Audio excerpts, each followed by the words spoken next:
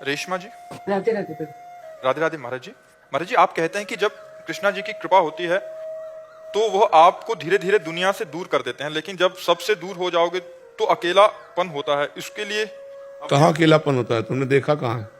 कभी दूर हुई हो? केवल कल्पना कर रहे हो। हम अकेले हैं? हम अकेले बचपन से दूर हैं? हम अकेले हैं?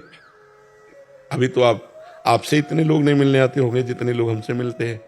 ये तो बाहरी है, और अंतर में हमारे प्रभु हमारे साथ हैं। हर कदम हर पल हमारे साथ है। इतना सुंदर प्रभु, इतना सुंदर प्रिया जो हमारे साथ है, हमें और किसके साथ की जरूरत है? यहाँ जितने साथी सब मरण धर्मा है, कब मर जाए कब बिछुड़ जाए कुछ पता नहीं। वो अविनाशी प्रीतम हमारे साथ है, तो हम अकेले कि तुम अकेले हो?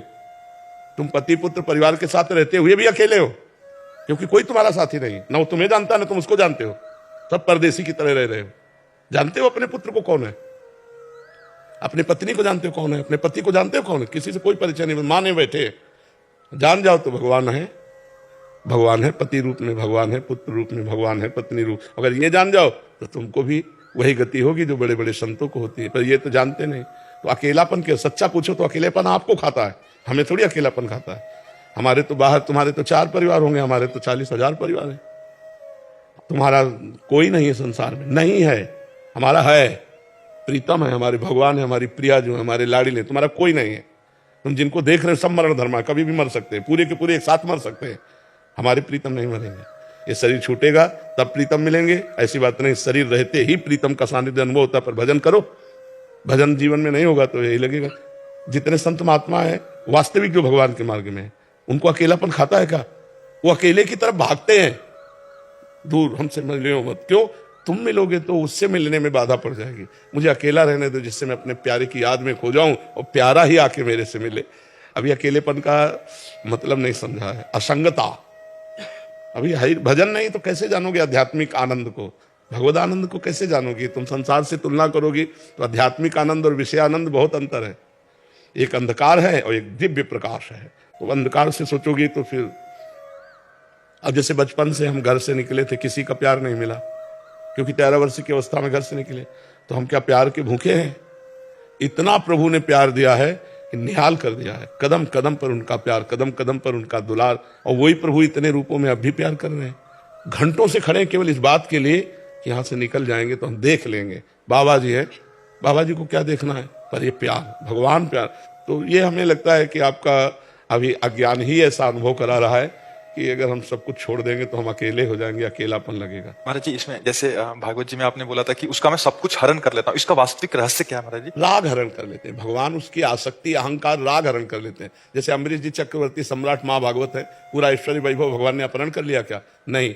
लेकिन उसका उनको अभिमान नहीं है चक्रवर्ती सम्राट पद का, उस संपत्ति का उनको गर्व नहीं है, उस वैभव का उनको गर्व नहीं है। और जिनके गर्व है, भगवान देख रहे हैं कि अब ऑपरेशन करना पड़ेगा तो संपत्ति भी हटा देते हैं, गर्व भी हटा देते हैं। और जिनको देखा कि ये मरीज काम लायक है, गर्भ हटा देने से काम चल जाएगा, तो संपत्ति नहीं हटाते हैं।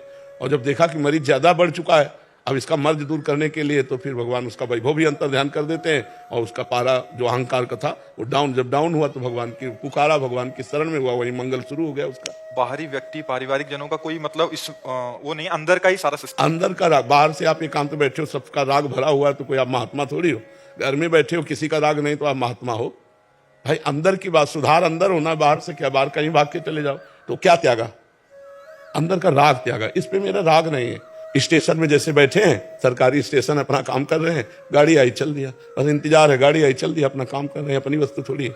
अपने तो श्री जी है, अपने तो लाल जी है, अपने तो प्रभु है। आपने क्या किया? अपने घर को अपना मान लिया, 4 परिवार को अपना मान के इतना उसी में डूब गए कि बस जो कुछ हो तो इन्हीं को सुख मिले। जैसे एक आदमी दूध में केमिकल मिला रहा है, गंदी गंदी चीजें मिला रहा है, और उससे कहो कि यही दूध अपने बच्चे को पिलाओ, नहीं पिलाएगा, क्योंकि जानता मैंने कितनी गंदी वस्तुएं, और दूसरे के बच्चे के प्राणघातक वस्तुएं बेच रहे हो, तुम्हारा नाश नहीं होगा। तो ये बुद्धि भ्रष्ट हो जाती है राग से।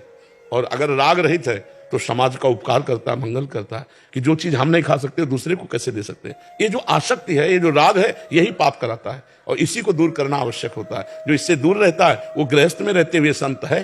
संत केवल भेषधारी थोड़ी होते हैं, नहीं।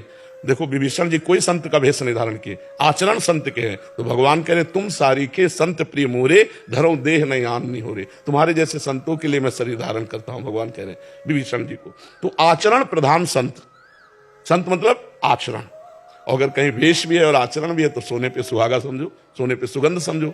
और भेष है आचरण नहीं तो काल नेमी राक्षस वेश धारण किया था, आचरण नहीं थे, हनुमान जी ने मार डाला था।